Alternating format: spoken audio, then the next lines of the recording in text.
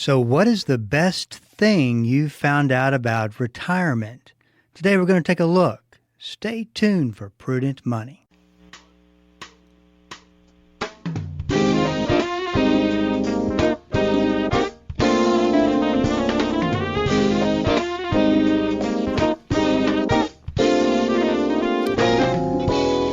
Good afternoon. This is Bob Brooks, and you are listening to the Prudent Money Radio Show. Thank you so much for joining me today. You know I do appreciate it. Well, if you got a question for me, I've got a resource for you that you can go and get those questions answered. Just go to prudentmoney.com, go up towards the top of the web page, and there's a link to ask a question. If you can't get that done in just a simple email format, then let's have a phone call, and you can schedule that on the website as well. That's all at the website, prudentmoney.com. By the way, there is no obligation, no cost. You know the drill. This is all about getting you information and getting you resources when you need it. And but had a lot of questions come through this week about various topics, which I wanted to cover some of them because some of these I think are important for you to hear as well. Then I want to talk a little bit about what did you find out that works in retirement?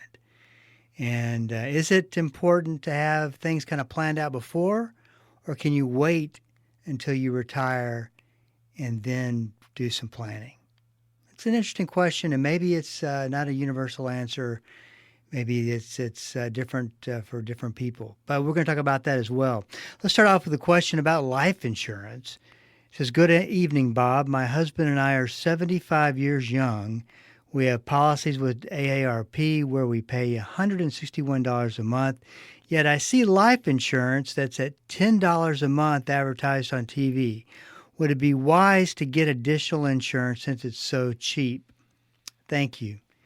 Here's the problem that you run into, is that there is that little monster called the fine print. And the fine print is the reason why you can potentially buy this insurance so cheap. So if they're advertising, number one, it may not even be in your age bracket, which means that if you looked at the same cost at your age, then it could be that it's 10 times that amount of money each month. The other thing that I found is that there's a 2-year wait period, and that's on the people who are getting life insurance. They can't qualify for traditional life insurance because they've got an illness or they got a cancer or whatever it might be. So they sign up for something that the premium's pretty high, but yet they're giving them the ability to get insurance, whereas another company would not give them insurance. And but you have to wait 2 years once you are approved for the plan. And like I said, you don't have to go under underwriting or anything like that. You're automatically approved, but it's a small amount, and it's also a couple of years wait before. So if you died in the first 2 years, your family would just get back the premiums that were paid into it.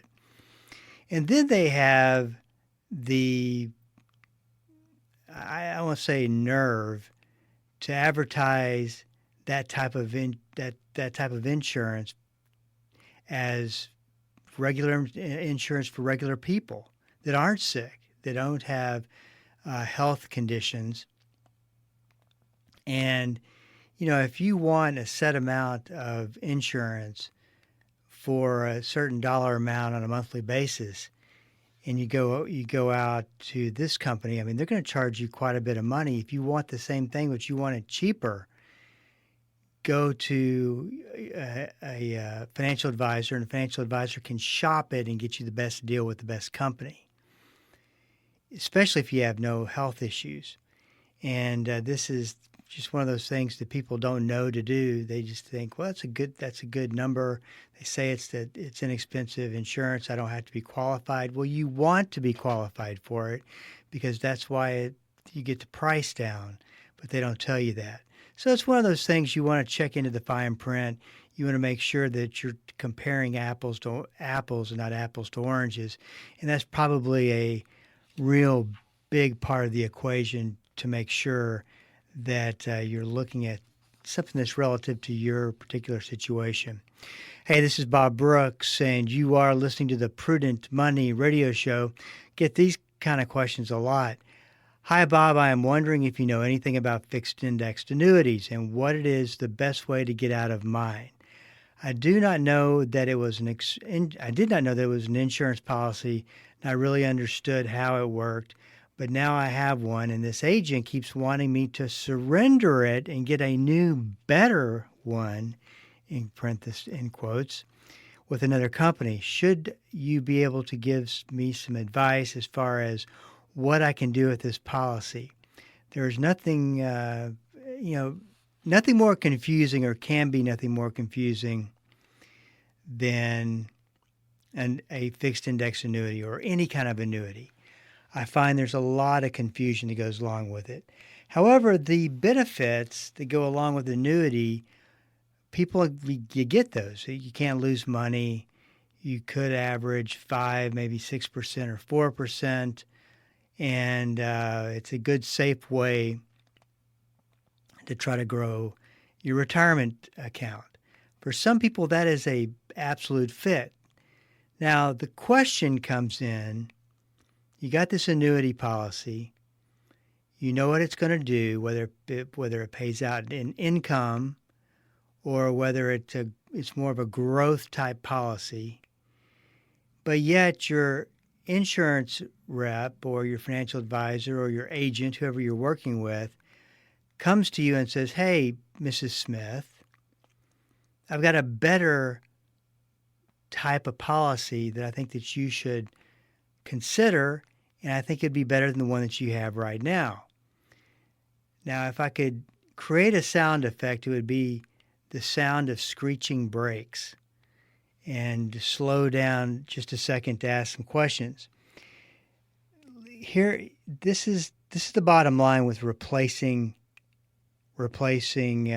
insurance policies or annuity insurance policies.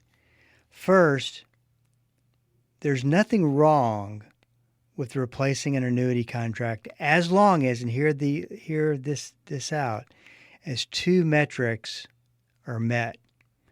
Number one, that it's in the best interest of the client. And that's the very most important one, because you're closing down one contract. You could be losing some benefits. You could be losing some cash value. You could have a surrender charge that they're going to keep. Even though that happens, is it still in your best interest? Is it to where you are now going to get a greater income because of this policy, and it gets guaranteed, so it's not speculation, if you make this change? And that's what annuity owners are coming across and seeing today, is that the situation with annuities is that if they bought an annuity, say, 10, 15 years ago, not that far back, but about 6 or 7 years ago, they find that their benefit is not as rich as the one you can buy today. So it could make a very good financial sense to consider looking into replacing the current one with one that pays out more money, and especially over the long term would be a better deal for you. And once again, you're not looking at numbers that are guesswork or hypothetical or anything like that. You're looking at numbers that say these are guaranteed numbers, and they're guaranteeing and saying that this is going to pay out way more than your guaranteed numbers.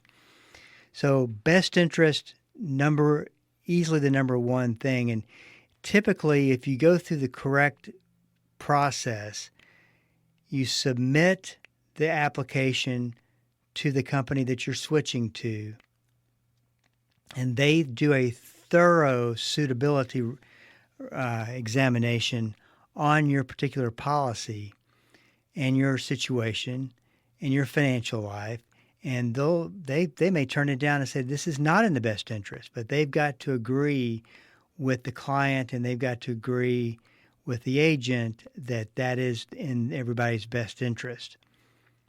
They don't just rubber stamp it. I've seen many times companies not accept a replacement because they didn't think it was in the best interest. The second metric that it needs to make sure and cover is, does the client take a big financial loss by doing the transaction? Now, the only way really that, or the most common way, let's say it that way, is to cover that upfront loss, because you will have surrender charges if you shut down the annuity before the end of the term, surrender charge term, which is usually 7 to 10 years. And they usually, the new company will offer a bonus, and that bonus will take care of the value of the loss. And they consider that in there, and they consider some other things. But that's not always such a slam dunk. That has to make perfect financial sense. New company policies are able to do that because they're, just like I said, they're a lot better than the old company policies that were written back 5 to 10 years ago. And that's just because of what's happened with interest rates. It's not that the advisor did anything wrong. It's just the way the rates run, and that's you'll see the extremes of this happening every once in a while. So you want to be real careful about that. The most careful you can be, but especially when it comes to replacing a policy, make sure it's in your best interest and you don't take a big financial hit because of it. This is Bob Brooks. We are up against a break. Stick around and I'll be right back. Hi, this is Bob Brooks. What is the single most important verse on stewardship? Well, you can find that verse in 2 books, word for word, Matthew 6:24 and Luke 16:13. No one can serve 2 masters. Either you will hate the one and love the other, or you will be devoted to the one and despise the other. You cannot serve both God and money. Wow, what a powerful statement. On the Prudent Money Radio Show, we talk stewardship and how to stay in a committed, surrendered stewardship relationship with God. Listen to the Prudent Money Radio Show weekdays at 3 p.m. This is Rob Randall, your host and teacher of the Invisible War radio program. The Invisible War is the study of God's Word on how to walk in Christ's victory in the spiritual battles we face against the powers of darkness. Join me every Sunday morning at 9 right here on KDKR and KYJC in Commerce, your station for life.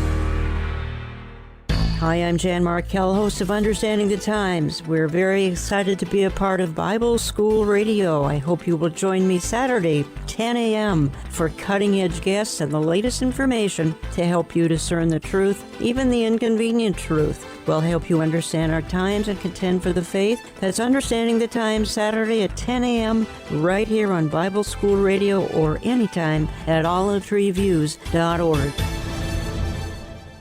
Welcome back. This is Bob Brooks, and you are listening to the Prudent Money Radio Show. Thank you so much for joining me today. You know I do appreciate it. We're going to tackle an interesting question today, talking about what did you find out or surprised you about retirement? Something that you didn't know, something that you found to be a lifelong hobby, whatever it may be. What is something that you have discovered in retirement? We're going to talk about that here in just a second. I want to take care of one more question, and then we're going to jump right into that. It says, Dear Bob, found this by chance. It's and basically it's an annuity website. Suspect they have been in business for a short time. They seem like a group of brokers working on commission and selling products, right?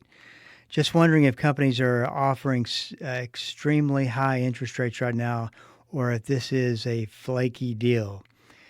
Well, I know which ad you're talking about, and to me it is very flaky because it's kind of a misrepresentation, or creates one in the mind of the reader. It makes the reader think that this particular annuity gets a 12% benefit interest rate increase every year. well, maybe, maybe not. It's not quite like that. All I've got to say is if it's too good to be true when it comes to annuities, it probably is too good to be true. Always run this by somebody if you're looking at an annuity, especially when they're showing you big numbers that are catching your attention, because it could be that it's 12% a year, but it may not be applying to growth. It may be applying to income, and that is the one thing that you want to know, and why that may or may not be a good deal for you. Hey, this is Bob Brooks. Let's talk a little bit about retirement. And one of the things that I've said for many, many years is not so much on the what to do in retirement, what to plan for in retirement. And I'm not talking about the financial end of it. I'm talking about everything else that goes with retirement and that transition and new phase into a new life. One thing, though, that I've talked about what not to do, and this comes from a lot of experience in dealing with clients and talking about real heavy things as far as making big transitions. And that is, don't take the chance of going into retirement without having some idea as to what that phase of your life looks like, what you're going to potentially try out, what maybe some hobbies you've always wanted to look into, whatever it is. I've seen too many times where a client has gone into retirement and it was just emotionally too much for them, didn't think of it from that standpoint, too big of a change, and they went into depression. And it's just a horrible thing to go through when you're supposed to be living out your golden years, and now you're battling with depression. In this article, I have also come across a couple of sources that would say, go into it with an open mind. But I think I don't think it's so black and white. I think that there is some gray in there, and we'll talk about it.